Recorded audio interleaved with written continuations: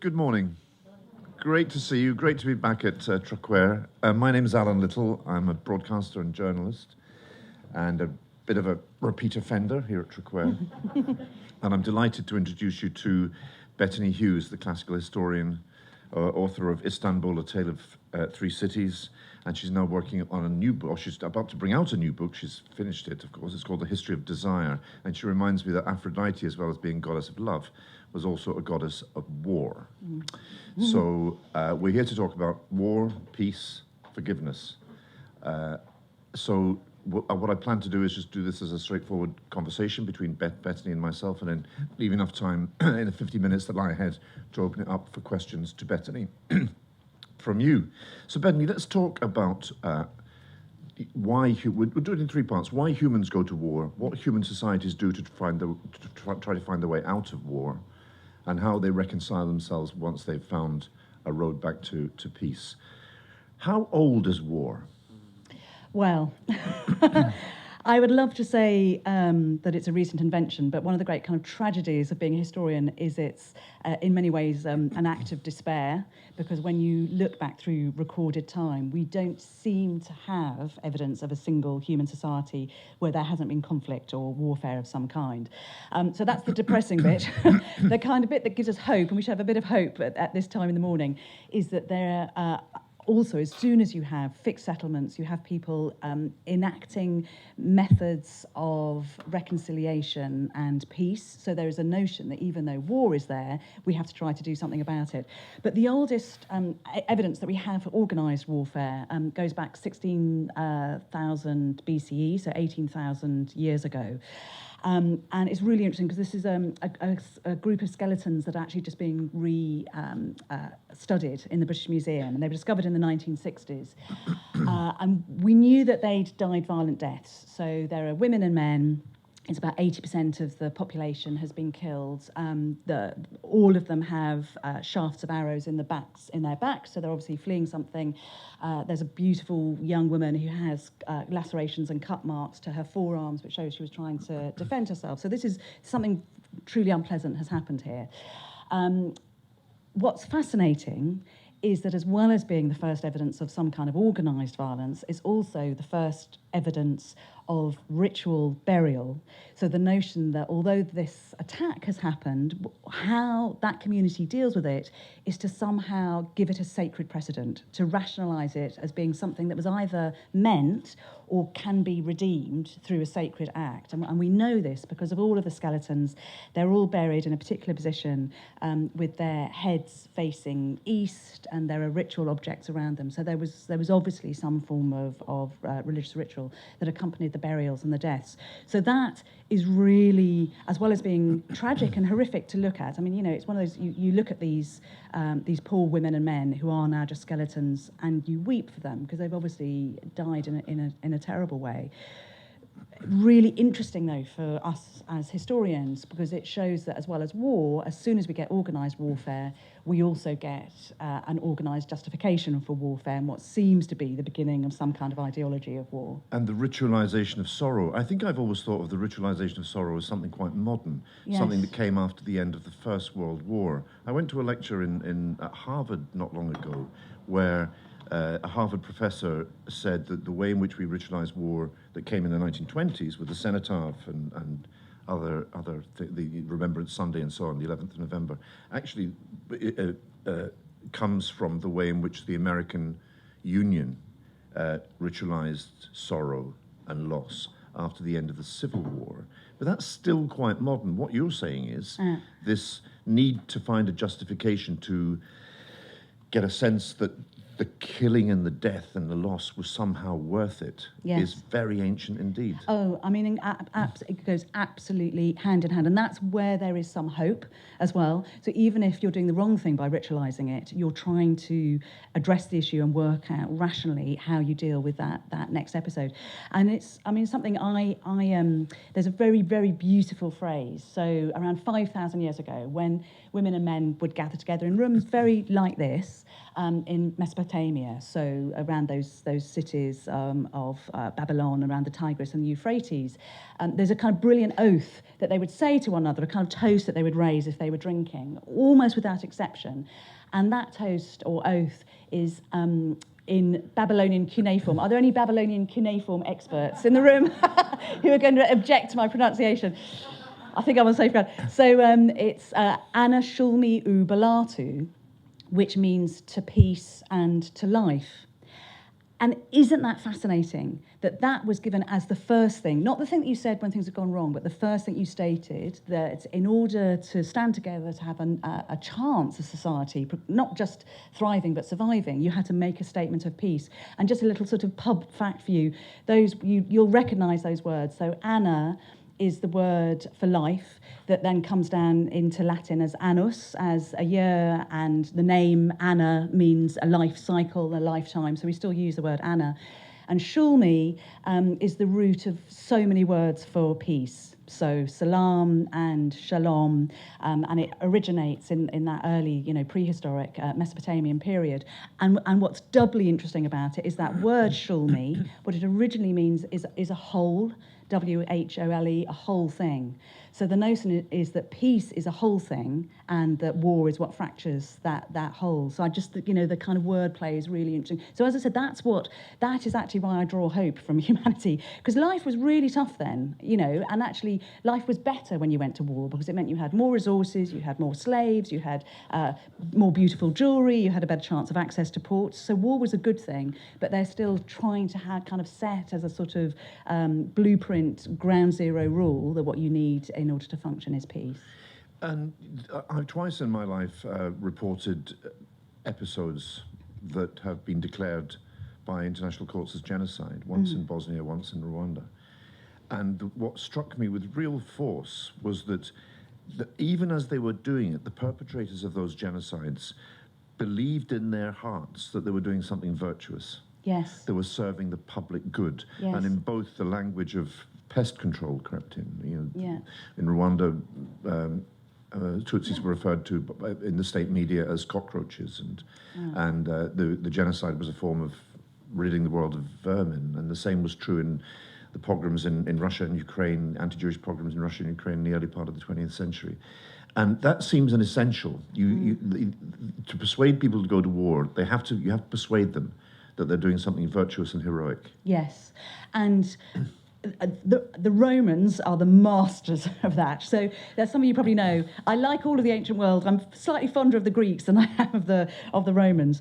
And what they do with war and ideology of war and war worship is really pertinent. So the Greeks, I think, are eminently sensible.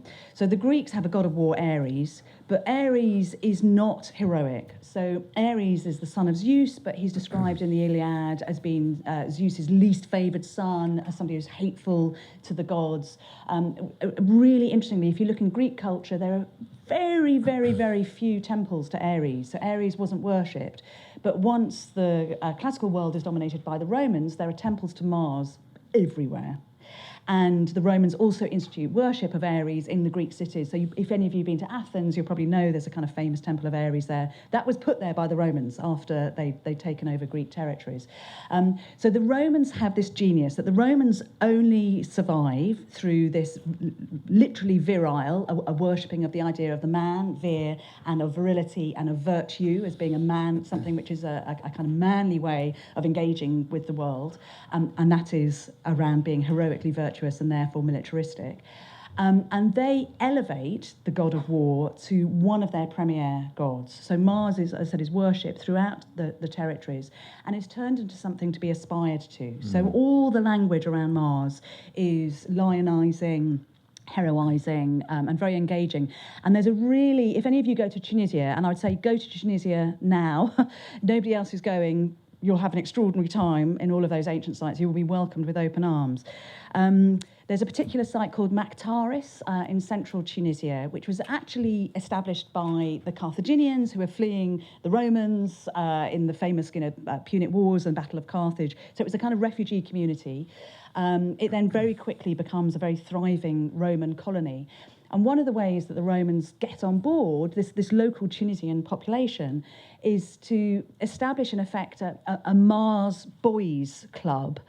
And this is something which is really successful, so they replicate it throughout the empire. So young men from the ages of 15 to 30 are all encouraged to sign up to the Mars Young Men's Association, is what it's actually called, and they're given the best building in the town, very beautiful thing, obviously with a statue of Mars, where they make offerings to Mars, and they're not soldiers. What's really interesting is that they're, in effect, militia. So the idea is that they're embracing this notion of warfare as being central to their community, whereas it hadn't been before, and it makes them feel a part of the Roman identity.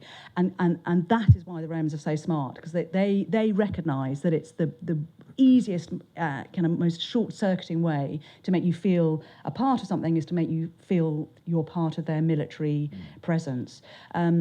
And there's really interesting work going on with neuroscientists now who notice that, because we all ask ourselves, why do we feel this wrath and rage, and why do we affect acts of violence?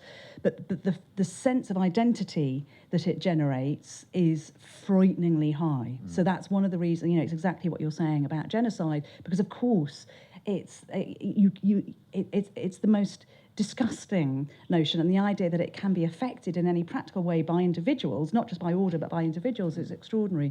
But that's what violence does. It gives you a sense of identity and purpose. I've thought a lot about the gender the gender dimension to this, and how men and women respond differently to war and behave differently in war. There's a great when I got to know Radovan Karadzic, the leader of the Bosnian Serbs, quite well during the Bosnian War, and now serving life imprisonment. And there was a documentary that made about him called Serbian Epic. And in the documentary, he goes to visit his mother in Montenegro. And he says, he shows her a banknote from the Serbian Republic of Bosnia and says, "Look, mother, we've got our own currency now." And she holds it up to the sun and says, "Can you buy anything with this?" Yeah. And then he says, he's talking about the Bosnian state headed by the Muslim president, Alija Izetbegovic, and he says to her, no mother would send her son to fight for such a state. And she says to him, "Nobody asks the mothers." It's a very telling moment. Yes. Are men and women wired differently when it comes to war, do you think? Well, it's a very unpopular field of neurological study, because the anxiety of saying that there are male and female brains it can lead to very pernicious ideas. But the truth is, yes. And there's, again, really fascinating brain work on this, that I didn't know this before I started looking at this kind of deep historical precedent for war. That I don't know if you know this, ladies and gentlemen, but in the womb, one of the first things that floods the male and the female brain, in order to make us male and female, is it's obvious if you think about it, but is testosterone and estrogen. So actually the male brain is... One of the first things that happen in development is the male brain is flooded with testosterone, and we know that testosterone leads to violence. So there is definitely a different fundamental physiological starting point for violence. That doesn't mean that women don't engage with violence, don't promote it, but that is, that it's very definitely biologically there. And since we're on the subject of neurology, it leads to a very old question indeed, which is that the capacity and the instinct to make war may well be, we might be evolved to do that. The question of whether man was born with a club in his hand, that it's intrinsic to our nature, is quite compelling, isn't it? Yeah, it is, and it's also that women are there as well in that notion. So if you kind of go back to those very early the goddesses, so Aphrodite, who we think of as Venus and sort of fluffy and this beautiful blonde creature with big boobs who wanders around with Cupid following her, just a total nonsense. So the original Aphrodite, the ancestors of Aphrodite, so Ishtar, Astarte, Inanna, they are goddesses of war as well as love. And why they are goddesses of war as well as love is they are goddesses of desire, and what desire drives us to do, both for good and for bad. And the ancient world was really, really aware of these not even being two sides of the same coin, but the elements, the alloys that make up a single coin. So the kind of notion of femaleness as being part of desire is, and therefore the compulsion to war is absolutely there. So it's not, very interesting culturally, there isn't a kind of male-female division.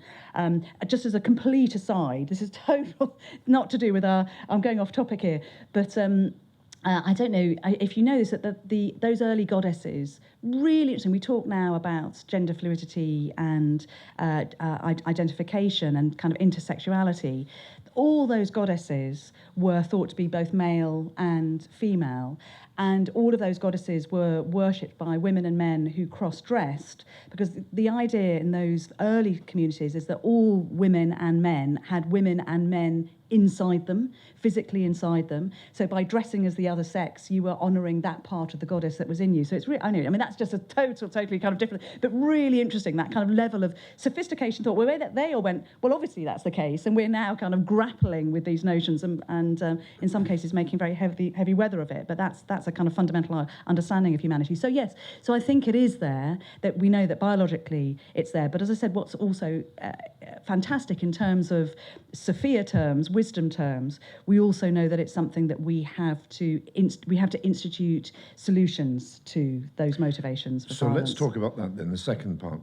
Human beings have been making war in the sense of organised violence in pursuit of a political goal and the mobilisation of large numbers of people for as long as there have been human societies, but also for as long as there's been war, there have been attempts by human societies to find a way out of war. Yes. What are the earliest examples that you know of attempts to make peace? Yeah, well, I mean, I would argue that the Iliad, Homer's Iliad, isn't just a document of wrath and violence, but a document of how we deal with that in society. So if you read it really carefully, there are visceral descriptions of warfare, but there are as many descriptions of how we try to enact diplomacy, what we do with rage, where rage comes from. So I think that's happening right at the beginning of our entry from prehistory to history.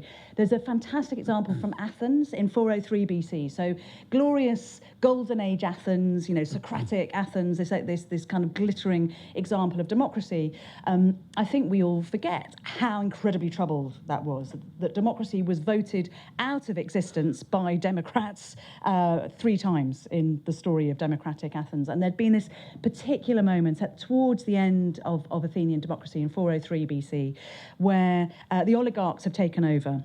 So the oligarchs are in the city. There's this absolutely brutal civil war where between 10 and 15% of the citizenry had been killed.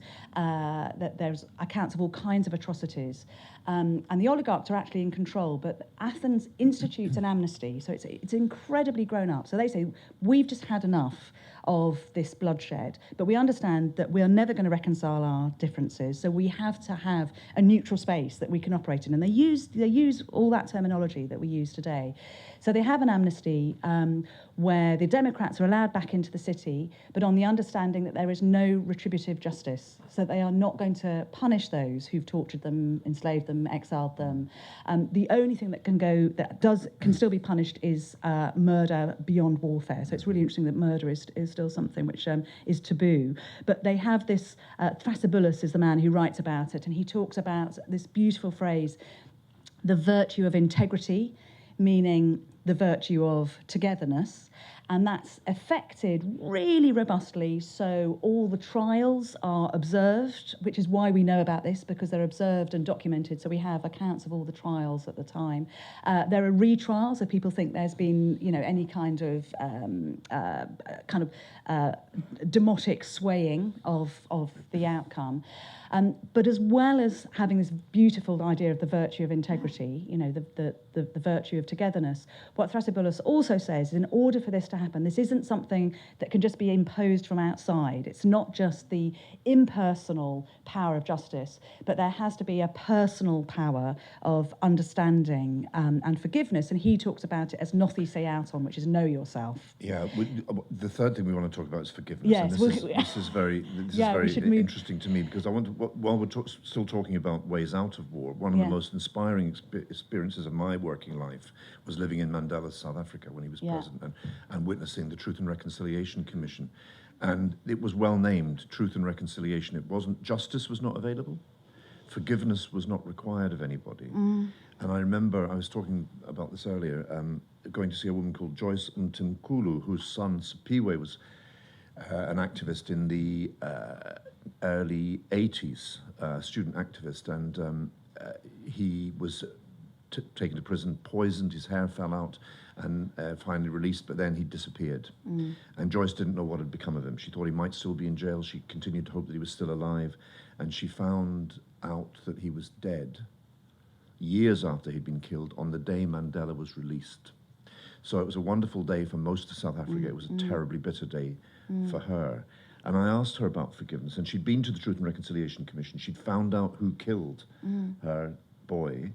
That man went back from his giving testimony at the Truth and Reconciliation Commission, confessing to the murder of Sipiwe, and had a barbecue in his back garden. Yeah. Now, she was not required to forgive. And I said to her, are you prepared to forgive, even though it's not required of me? She said, please understand, forgiveness is not something I'm withholding. I'm not deliberately choosing not to forgive. It's simply not available to me. It's not in my power to forgive. If Bishop Tutu himself came into this living room and said, Joyce, it's enough, you must now forgive, I wouldn't be able to do it. If my dead mother came back from the grave and said, Joyce, you must forgive, I wouldn't be able to do it.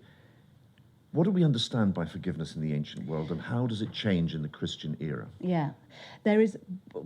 Fundamentally, in the ancient world, there is no notion of forgiveness. So there are descriptions of mercy, but mercy is very performative, because if you show mercy to somebody, if you give someone's life back, that shows you have even more power than taking their life away. So mercy becomes something which is basically a proof of your power. It's the opposite of forgiveness. So the notion of forgiveness really doesn't exist in the ancient world. And exactly as you say, what happens with the advent of Christianity is something completely different. That suddenly, as we all know, love thy neighbour, forgive. Jesus on the cross is supposed to have said, forgive them, they know not what they do. Forgiveness becomes written into the rubric of theology. And blessed are the peacemakers. And blessed are the peacemakers, completely.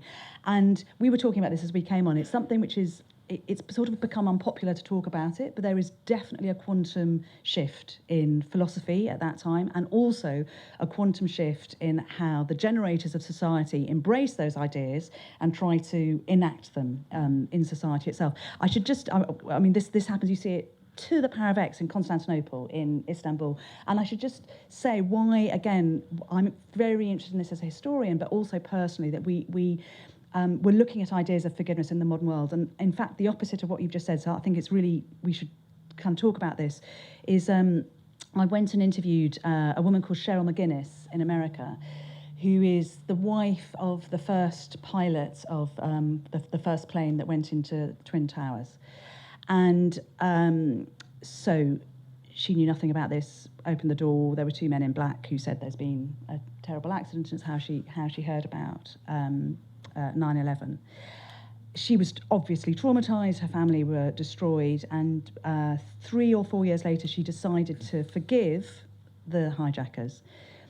As you can perhaps imagine, this was very unpopular in the States. So she suddenly had shit put through her letterbox. People were saying she was un-American, and that it was treasonous what she was saying, she should never forgive.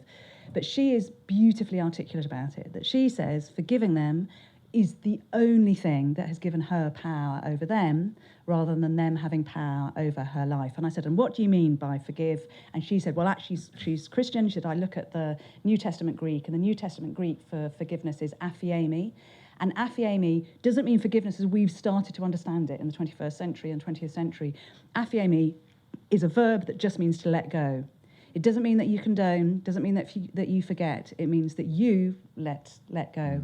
And actually, the words forgive and forget, which are obviously Anglo-Saxon origin, mean exactly the same thing. Etymologically, that's what they mean. They don't ever mean it's okay, or that we should even forget. Doesn't mean we should forget. It means that we should let go. So anyway, so sorry, this is an unhistorical, but just that, I think it's... That's absolutely fascinating. I mean, Yeah. I talked, still on the subject of the Truth and Reconciliation Commission, I came to see that it was quite fitting that it should be chaired by a Christian cleric, Yeah. Bishop Tutu, the former Archbishop of Cape Town, because what he was asking Joyce and the others to do was give up their search for justice, their entitlement to justice, in order that future generations might be redeemed. And they were willing to say, okay, we will accept our suffering as a way out of the cycle of vengeance and counter-vengeance, because at the heart of the Black liberation movement in apartheid South Africa was an appeal to white supremacy, that liberating the black people is also liberating the white people. We will liberate you from your own hatred of us. Yeah. And they used to say, if you're holding somebody down on the ground, you're down on the ground yourself. Yes. And the inspiring thing about South Africa was watching two, or more than two, multiple groups of people who had been at war for a long time decide to trust each other and move forward together. So, and there was something quite recognizably Christian about the notions that lay at the heart of the Truth and Reconciliation Commission, but not forgiveness. But no. So maybe forgiveness needs renaming, you know. So there is, but the let go-ness doesn't have the same kind of ring to it. But there's how you kind of corral and present that notion, and it's ever more important because, again, I mean, we've talked about this, I think, here at the Beyond Borders Festival before, that this really interesting. I've just done a lovely interview with a little a girl who's a trainee journalist who might be in the tent possibly, who was talking about the value of history and why we need history. And obviously, you ask that of a historian, you know, how long have you got? But the kind of lucky thing for us historians is that we now have scientists on our side who tell us two things. One is that we are physiologically creatures of memory. So it's not just that the past matters, that if we deny the past, not only do we etiolate our future, but we cauterize our possibilities in the future as humans. That we carry memory right across our brains. That we cannot have a new idea unless we access a memory of some kind, and that can be a memory of an experience, a word, a notion, an image. But we need memory in order to have ideas. So that's why memory matters, and that's why we can't shed memory. So we can't forget. But also, very worryingly, you know, some of you probably know about this, there's fascinating, troubling research being done now on genetic memory, and this idea that memories and attitudes to others are actually passed down within our genes. And it's very, very new research, this. It's being done in Cambridge, only being done on mice, but I don't know if you've kind of read the publications. It's coming out at the moment, that they're just kind of, in a nutshell, they're working with mice, submitting a female mouse to a traumatic incident of some kind. Months later, they allow that mouse to get pregnant. She has a litter. That litter then goes on and has a litter. And the grandchildren of that original mother mouse are being submitted to the same, I think it's a high-pitched sound, so it's the same traumatic incident, and they are reacting in exactly the same way as the mother did. So they don't know that this is a bad thing. There's nothing, I think they even get a reward. I think they even get food as a result of it. But genetically, it's been passed on to them this is a problem. So that is survival. And control groups are not subject to the same they're response. not subject. Yeah, exactly. So it's the results are worryingly clear. So obviously that's a survival mechanism, but the problem is that means that we carry attitudes genetically. So that is why attitudes and anxiety about race and religion are often appearing in generations that haven't even it's not they've been told about these stories, that they're carrying with them. Anyway, so that's what we're up against when we're talking about the need for some form of reconciliation and forgiveness. But it does, as you say, you know, it's where it happens, where it's affected is for instance, in the city of Constantinople. You were asking about this kind of when it becomes new forms of ideology. And you'll all know that I'm obsessed with Istanbul. I've written this huge book on it. And it's written out of history as a city. We sort of think about it romantically, but there's an incredible 1,000-year period where the Byzantine Empire is the most powerful empire on earth. It's in control of 1 million square miles of the hotspots of human geography and history. It's incredibly successful. It was systematically then written out of history because the Byzantines were too Eastern, too exotic, the wrong kind of Christians. So the kind of story of that whole world has been denigrated and downgraded very, very actively through time. But we now need to look back on it. And one of the reasons that we think it was so successful is that there was an ideology of compassion that was put into the laws of the city right from the time of Constantine the Great onwards. So people ask, why is this city, why is this civilization so successful? And it was always said, because there is compassion and liberality towards the poor. So these notions of social justice and of peace were actually written into the statutes of the Byzantine civilization. So, for instance, Constantinople was known as a city of sanctuary for over 1,000 years, and still is. You know, the number of refugees that have gone to Istanbul, that's no coincidence, because there is this common knowledge of it as a city of sanctuary. And in the 6th century AD, Constantinople establishes a refugee official. So there's a minister for refugees, which lasted up until the Ottoman period and was then renamed, but still stayed in the city. And there was this notion that if you went to that city with just cause and you needed to seek sanctuary, whatever your religion, you didn't have to be Christian, then that city, as a Christian city, had both a right and a duty to take you in. And that's one of the reasons it was such a thriving city, because of it allowed refugees in, and it had this kind of notion of peace. It was a very multi-ethnic city under the Ottoman period. Yeah, very huge multi-ethnic under the Ottomans, multi-ethnic in Byzantine period as well. There was a community of Jews in Sarajevo who Yes. date from the expulsions of the 1490s from Spain. Spain, yeah. Couldn't find refuge anywhere in Christian Europe, and Yes. they went to the Ottoman Empire and settled in Sarajevo, and they were still there in 1992. There Yeah. were those who survived the occupation of the 1940s, that is, were still there. That's It was right. a remnant of that tradition. Absolutely, and again, actually, that continued through the Second World War, and again, it's very underreported that when large numbers of Jewish families went from Paris to Istanbul on trains on the passports of Muslim students, so they smuggled themselves in, but it's in really substantial numbers. Let me ask you briefly about revenge before we throw it open to the audience. The impulse to vengeance and counter-vengeance often drives conflict, and it's fueled by the weaponization of history. History, of course, is a good thing. We must remember our history, but we must get it right. But history is all too often distorted and manipulated to justify a contemporary purpose. Yeah. I'll tell you a brief story about Sarajevo. I went there. I go back there a lot, and I met a young man at the time of the Radovan Karadzic trial, who I'd known before, and his story was he was a child in the 90s during the war, and his father was a high school teacher, a Muslim from the north of the country, and his father and all the other men of his town were rounded up and put in one of those concentration camps. And when the concentration camps were cleared, after 7 months or so, he and his mother learned that his father had been beaten to death as an example, in front of the other men as an example. And so he lost his father when he was about 8 or 9 years old in this awful, brutal way. And I asked him about the importance of the Karadzic trial and transitional justice and retributive justice. And he wasn't as interested in it as I thought he would be. And so I asked him about revenge, and he said, this was in front of a television camera, he said something quite remarkable that left me speechless. He said, I think about the man who killed my father, and I think about his son, and I ask myself, whose shoes would I rather walk in, his shoes or my own? And he said, I would still choose my own shoes, even though I lost my father, because my father didn't bequeath to me a legacy of guilt. Mm.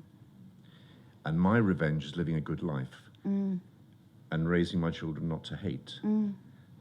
That was an astonishing thing for me to hear. Astonishing, and something which is being enacted within Syria, around the Syrian borders, for instance, as we speak. I mean, we should absolutely open it up to the floor. And one of the things, it would be nice to end on a positive, that the extraordinary, I've just been in Lebanon and Jordan, because I'd heard about these remarkable schemes where in Jordan, women refugees in the north of the country are being retrained as heritage stonemasons. Which, if you just take a moment to think about that, stonemasonry is not something which has been traditionally open to women anyway. These are female refugees who've fled with absolutely nothing, weren't actually allowed to work in Syria before. But they found that through this training, they are regenerating the hope circuit in their mind. And they talk about this incredibly movingly. They talk about all sorts of things, realising actually, interestingly, like the effect on women here and across Europe after the 1914-18 war, when women were suddenly allowed to do things they hadn't been allowed to do before. So you've got women saying, for the first time, I've realised I'm as strong as any man, I've realised what it's going to take to rebuild the society, all I had was fury, and now I can take my fury out on the stone and know that I'm creating something rather than watching things being destroyed. And art therapy, extreme art therapy, absolutely does that. There are artists in the room I know today, and we all know that an artistic creative endeavour generates adrenaline, and actually levels of adrenaline that are equal to fighting. So if you can change that adrenaline to something which is firing you up to create rather than destroy, how extraordinary. That kind of art therapy it provides an alternative to retributive justice. It proves that you have resources in yourself you didn't realise. It helps you transcend your current position. So I don't think we've actually got time showing, but we've got these little films of these women, as I said, physically rebuilding the country they've been exiled from. So physically rebuilding the columns that will go back to Palmyra. So that is a hopeful thing. And that, for me, is a very active path to peace. And again, why it works is that you see it through time. So right the way back, 50,000 years ago, when we were living in difficult situation where there is total war, again, we see male and female bodies with axe cuts and sword marks and dagger slashes to them. 50,000 years ago, what they're choosing to do is to create art. So they're taking time out of their difficult day when there's probably not enough to eat, they're fending off attackers, and they create these beautiful flutes made out of the thigh bone of a vulture. They take time out to do that. In the Bronze Age, they create these amazing jadeite hand axes. We were talking about Athens, in Socratic Athens, with this notion of democracy. One of the things that are established are all male choirs, the size of between 50 and 1,000. So the men would go and the idea is that they're physicking the city, they're singing democracy into the soul of the city by being together. So art, I would say, is an incredibly vigorous way that we can try to find paths through peace, and not something which is sort of soft and namby-pamby and hippie. It's absolutely kind of fundamental to us, and it's worked in civilizations. Do you know the story of Waterloo Bridge in London? No, tell me it. Waterloo Bridge was built in the 1940s during the Second World War, and because most of the men were away fighting, the overwhelming bulk of the workforce was female. Yeah. It was built by women, and Yes. sometimes called by Londoners the Ladies' Bridge. Yes. And when the Labour minister went to declare it open, he thanked all the men who'd worked on it. Let's get some questions from the floor. There's a lady down here. There's a microphone coming to you, so if you wouldn't mind waiting for that, and then there's another lady up there after that question. Thank you very much. It was a very engaging discussion. I come from Kashmir. My name is Isabir Ali. Kashmir has been in armed conflict for more than 27 years now. We have created special groups of people there known as half-widows, widows, half-orphans, orphans. Those are the scars of conflict that we see all around. But what we have also experienced is resilience of these people to deal with these abnormal situations and tide over the situations. Currently, Kashmir has been undergoing a complete lockup for its 20th day today. The international community continues to be completely silent over it. For me, to be here is an opportunity to ask you all, what does peace and reconciliation mean to Kashmiris? So it's a question for you all to think on and maybe give me some answers, because I think we have been talking about peace, reconciliation, forgiveness. What it would mean for people like us who have continued to be in lockup and completely shut away from the entire community, with no communication, with no families back home, no way to contact them, no way to reach out to them. We don't know what's going on there. There's a complete blanket ban on communication, on media houses. No news is trickling out, and the world continues to be silent. So what does peace and reconciliation mean for a In Kashmiri? that context, that's a very Thank you. difficult thing for... It is, and I'm not ducking out of that question, but I would say we should get an answer from the floor, because almost without exception at the Beyond Borders Festival, there is as much expertise in the audience as there is on the panel. I'm not an expert in Kashmir, and I don't want to come up with a trite answer apart from you talking about resilience. But being thank you the for thing. that's really important to raise It is and a really it will be important. Is there something anybody that wants to we will speak talk to about. Kashmir from the audience? Somebody else has got the microphone now. Let's take another question. Okay, my question is for Bettany. You mentioned Aphrodite being the goddess of love and war. Yes. Do you think that love and war are inseparable and inevitable dualities or partners in life, that we will never be without either, and that they are inevitably together? Well, what a brilliant question. I think that they are very close. So again, the Greeks are very clever in that they often pair eros, desire and love, with Eris, the goddess of strife, and they make play on the fact that those words, those names are so similar, and that they are absolutely. We know that they are generated desire and ambition and lust for life and for love and for killing come from the same parts of our brain. So there is absolutely a combination of these things which come from the same place. But what is beautiful about the worship of Aphrodite and Venus is, again, that societies recognise that, and they also recognise that they have to act and ameliorate that situation. So they try to enhance desire and ambition for the good. So the notion is that you have to recognise that you are compelled to do something, but you take that rational moment to stand back and then work out whether it is a motivation for the good or whether it's a motivation just to satisfy your own personal desire rather than the desire of the community. So I think we're never going to separate the two, but we should just be using our wit and will and wisdom and the precedent and example of 50,000 years of the modern mind and lived experience to try to reconcile those two motivations. War's a very bonding experience, and the people you share it with hold a special place in your heart. I watched a documentary not long ago about D-Day, in which a very old man, talking about his participation in D-Day and the fight for the liberation of Europe, a survivor of that whole campaign, said it wasn't sad exactly, but it was quite poignant. And he said, I've spent my whole adult life looking for the kind of love I experienced on the battlefield and have never found it. That's a very... Yes. That goes back a long way It does. And I mean, you'll know this, that ministers who are embedded with troops talk about the rapture of fighting and indeed of killing as being very similar to a religious rapture, that people talk about never having felt so alive, never having felt so fulfilled. But I think it's such a salient point, but that is why we therefore philosophically and sophically, in a sort of sense of, letting wisdom rule, we have to make that desire is not our enemy, but our ally. This is in ancient texts as well. I read a new translation of Gilgamesh not long ago, and the true love story in Gilgamesh, although there's a lot of love and sex in it, Lots of it, the yes. true love story is between the men, really, the male characters. Yes, of course it is. But again, that's because they're all worshippers of Inanna in Gilgamesh. So Inanna, Ishtar, is the greatest goddess, and so they believe that there was a woman inside each man. Yeah. So actually, for them, they're just loving humanity. Yeah, but the author of Gilgamesh gives this love a kind of purity that sexualized love doesn't have in that story. It's a very interesting thing that we seem to have lost sight of. Are there any other questions from the floor? There's one here and one down here. Yes, take them in that order.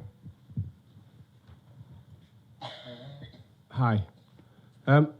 I get that because of the nature of the talk, you had to start about war and so on and carry on through it, but I'm thinking of civilizations that have been settled through peaceful means. Yeah. The Peruvians, for example, and to a certain extent the Khmer, who were able through food technology to persuade people to come under their power. And I'm just wondering whether you think that maybe the Romans and the Greeks, if they'd had a lovely glossy brochure of what they were going to offer to us, would have done just as well by those measures rather than going in with the spear and the sword. Yeah. Well, I mean, that is the great irony, isn't it? That's why I was talking about the Byzantine world, which wasn't entirely peaceful, but they actively they had a kind of non-aggression policy. So the idea is that peace was, they didn't try to take over new territories, they just tried to maintain peace in their existing ones. At this period, Pax boards were handed around where you would literally have a wooden board and people would put their hands on it and talk about the value of peace. There was this notion of Pax Day, of kind of a peace that was authorised by God. And they work. You know, that is the terrible truth. We know that societies that embrace and internalise peace work better than those that embrace war. But that is why we have to get the glossy brochure of history rewritten and get some of those examples out there in our textbooks. Interestingly, in 2003, during the American-led invasion of Iraq, the Allies did exactly that. They offered a glossy brochure to the Iraqis in the expectation that the Iraqi people would join the Allies in an attempt to overthrow the hated dictator Saddam Hussein, and it backfired, of course. Yes.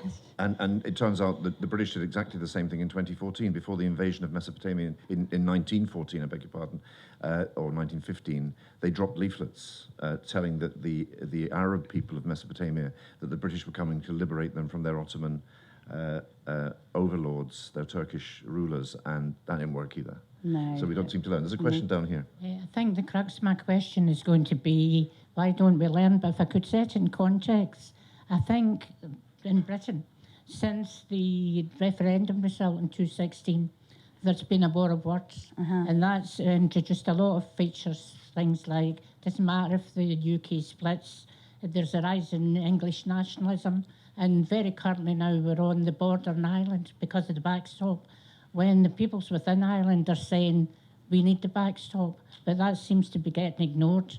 And it's getting ignored on the basis of we've got a democratic decision through the referendum of 2016. How do we square those? And what are the lessons that we need to learn so that we stop that sort of behaviour, which is clearly escalating? It's back to a situation that most sensible people don't want to be in. And, well, yes. We just have to do that, I think, that very philosophical thing of, as what Allan was saying, there can only be peace and goodness if we are as peaceful and as good as we can humanly be individually. So it's down to us, not them, to try to deal with this ridiculous, extraordinary, hateful, divisive situation. Somebody was talking to me about the aftermath of Brexit, and the one thing I think we can draw some hope from is the aftermath. We always think of the aftermath as being a bad thing, and if there are any farmers in the room, again, there probably are, you will know that the aftermath is actually a good thing. It's a second harvest that comes, so that we have to try to work out a way that aftermath can be a positive. But again, I have no easy answers to that, because it's a despicable situation generated by lazy wrath and demagoguery and nothing else. Yeah, never.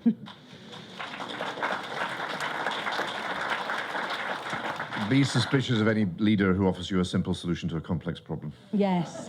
I mean, and again, so that we can have a sort of positive thought at the end.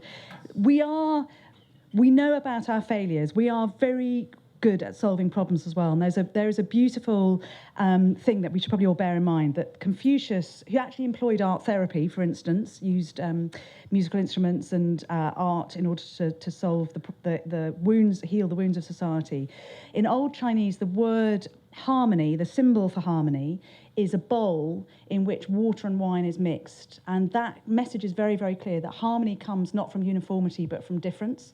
And that's what harmony is. And the word harmony in the Indo-European tradition, its roots is arme, which is a joining. So it's where an arm is the same thing as harmony. So it's something which is joined. Arms that you use, guns are things that are joined. But the harmonious is that which joins the different rather than the same. So if we are going to have this difference, that's what you have to have in order to have harmonies to join. Bettany, that's fine. There are still hands up. I'm so sorry we've run out of time. There are loads of hands up now. I'm very sorry we've run out of time, but that is a brilliant way to end.